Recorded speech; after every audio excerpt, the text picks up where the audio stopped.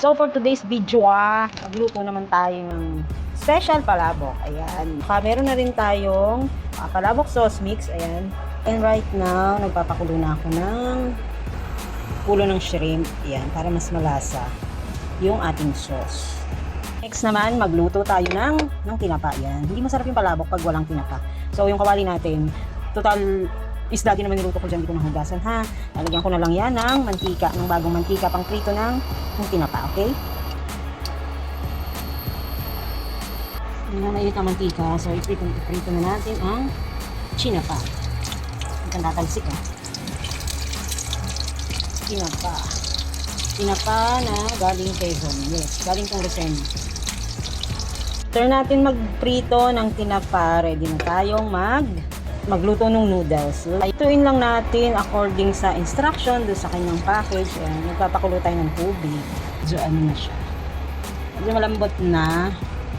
Tsaka kapag ganyan na yung kulay niya, yung namumuti na, malapit-lapit na yan.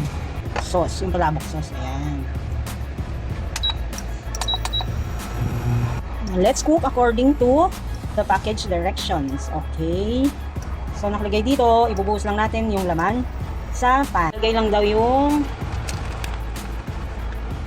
sauce mix in a pan. So, lagyan natin ng 2 cups of water. Ayan, ito nasukat ko na kanina. Itong water na to ay, ayan, yung pinaglagaan ko ng ulo ng shrimp.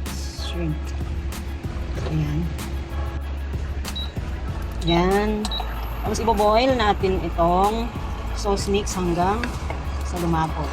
Tapos, habang naglalaga ako ng sauce mix, himayin ko na itong tinapaya. Ayan, medyo okay. Ayan, maganda na yung consistency, diba? Malapot na. Ngayon naman, maglaga tayo ng eggs. Ayan, 3 eggs lang. Ihalo na natin ang sauce.